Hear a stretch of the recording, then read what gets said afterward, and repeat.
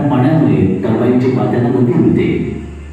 Turbine शाफ्टच्या साहाय्याने जनरेटरला जोडलेला असतो. शाफ्टला जोडलेल्या रोटरला वीज उत्पादन असलेल्या चुंबकीय प्लेट्स असतात. या प्लेट्सची रचना उत्तरदक्षिण असते.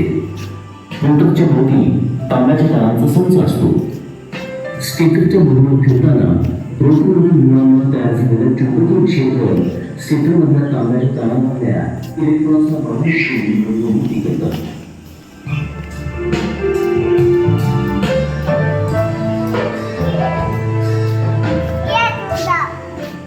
मानवाच्या प्रकृतीनं, प्रयोगानं आणि शोध प्रवृत्तीनं एक अद्भुत प्रकल्प यशाने शिकार होता. या प्रकल्पाचं काम सुरू असताना तत्कालीन पंतप्रधान मानवी पंडित जवाहरलाल नेहरू यांनी 10 एप्रिल 1960 या प्रकल्पाला भेट दिली.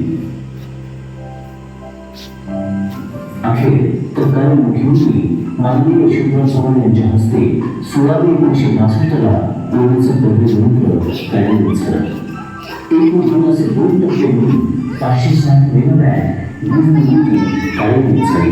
तैयारी आणि कोणीच्या साह्यानं अभियंत्यांनी भगीरथ कष्ट करून राज्य प्रकाशमान करण्याकडे पाऊल उचललं होतं.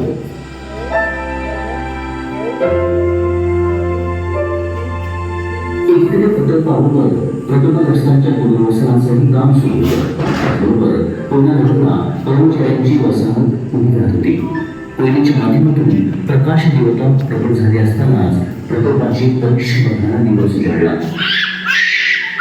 18 डिसेंबर 1967 पहाटेच्या वेळी 6.7 सेल्सिअसचा